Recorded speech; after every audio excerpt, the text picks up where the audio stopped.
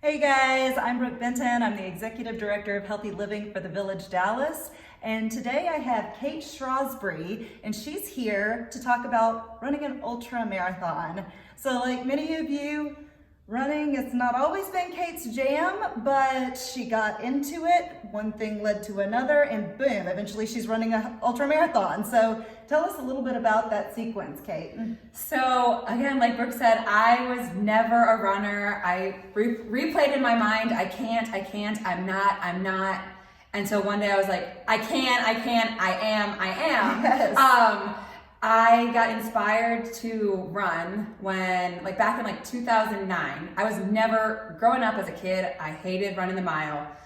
It was the worst day of the week. We all dreaded it. Yeah. Hated it. Yeah. But anyway, so in 2009, I watched The Biggest Loser, which is like a weight loss TV show. And I saw that they would get back on to the finals and have a chance to win the money if they were the winner of a marathon. And I was just my jaw hit the floor that these people that I was watching on TV were gonna run a marathon. And I was just sitting there watching them do it. So 26.2 miles. Yeah, I was just sitting there watching them and I was just if it's just that little thought that started in my head of if they can do it, why can't I do it? So I did my first half back in 2008. And then I think it was when I was 26, I ran my first marathon. So 26.2 miles at 26 years old.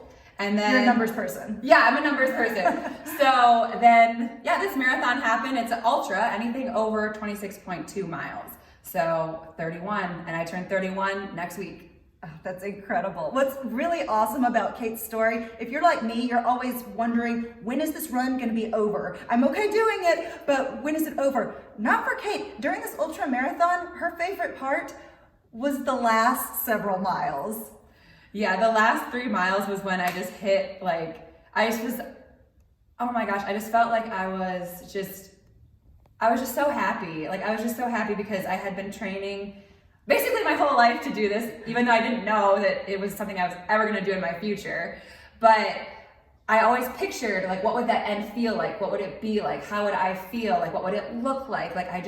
Every single run, I pictured that end, and I just knew no matter what that I was going to do it. And so at the end, I just hauled. That was so fast. It was nuts. Oh my goodness. And it paid off for her. Not that Kate was aiming to win the race or anything. It was a very joyful run for you. Yeah. So mind, body, spirit, all of that. Exactly. But then turn it on high gear. You ended up finishing her very first ultra marathon first place. She was first place female overall in the urban ultra here in Dallas. So show the medal. I have the medal here. It's super cute. It's all pink and green and bright colored. I love it.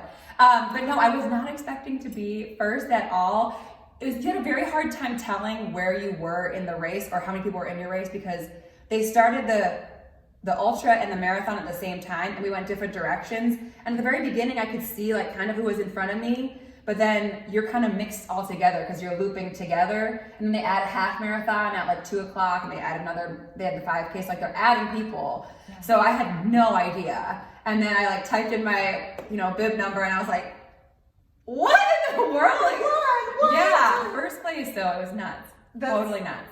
So phenomenal. And it's such a great story for anybody watching that's I don't know, some people get into running. I don't know if it's for me. Just sign up for your first 5K. It's as simple as signing up, right? Yeah, just one foot in front of the other is just that one step.